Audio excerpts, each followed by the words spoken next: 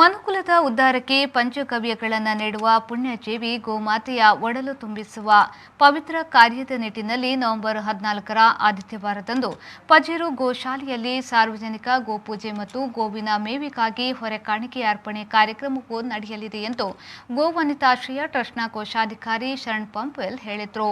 ಅವರು ಮಂಗಳೂರಿನಲ್ಲಿ ಸುದ್ದಿಗೋಷ್ಠಿ ನಡೆಸಿ ಮಾತನಾಡಿದರು. ನವೆಂಬರ್ 14ರ ಆದಿತ್ಯವಾರದಂದು ಮಧ್ಯಾಹ್ನ 2 ಗಂಟೆಗೆ ಜಿಲ್ಲೆಯ ವಿವಿಧ ಸ್ಥಳಗಳಿಂದ ಬಂದ ಹೊರೆಕಾಣಿಕೆ ಮಂಗಳೂರಿನ ಕದ್ರಿ ದೇವಸ್ಥಾನದಿಂದ ಗೋಶಾಲೆಗೆ ಗೋಕಾಣಿಕಾ ಮೆರವಣಿಗೆ ನಡೆಯಲಿದ್ದು, ಪಜೀರು ಗೋಶಾಲೆಯ ವಠಾರದಲ್ಲಿ ಗೋಭಕ್ತರ ಹೊರೆಕಾಣಿಕೆ ಜಾಥಾದ ಅಭೂತಪೂರ್ವ ಸಂಗಮಗೊಳ್ಳಲಿದೆ.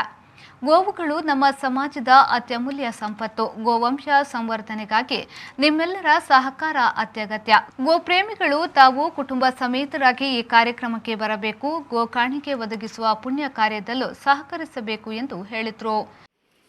ಪ್ರತಿ ವರ್ಷ ಹತ್ತಿರ ನಮಗೆ 8 ಲಕ್ಷ ರೂಪಾಯಿ ತನಕ ಗೋಶಾಲೆಗೆ ನಮಗೆ ಖರ್ಚಾಗುತ್ತೆ ತಿಂಗಳಿಗೆ.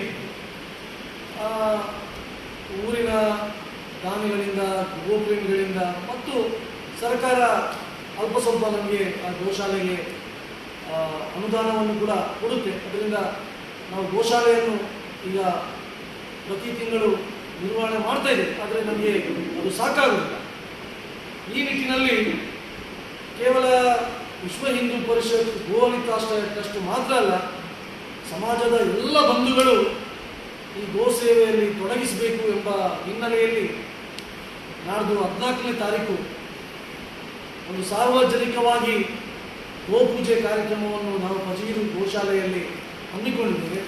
ಅಷ್ಟು ಮಾತ್ರ ಅಲ್ಲ, ಆ ಗೋವಿಗೋಸ್ಕರ ಮೇವು ಇರ್ಬೋದು, ಹಿಂಡಿ ಇರ್ಬೋದು, ಇದೆಲ್ಲವೂ ಎಲ್ಲ ಬಂಧುಗಳಿಂದ ನಾವು ತೆಗೆದುಕೊಳ್ಳಬೇಕು ಎಂಬ ಕಾರಣಕ್ಕೋಸ್ಕರ ನಾಡ್ದು 14ನೇ ತಾರೀಕು ಒಂದು ಹೊರೆಕಾಣಿಕೆ ಅರ್ಪಣೆ ಕಾರ್ಯಕ್ರಮವನ್ನು ಕೂಡ ನಾವು ಅವತ್ತಿನ ದಿವಸ ಮಾಡಿದ್ದೇವೆ.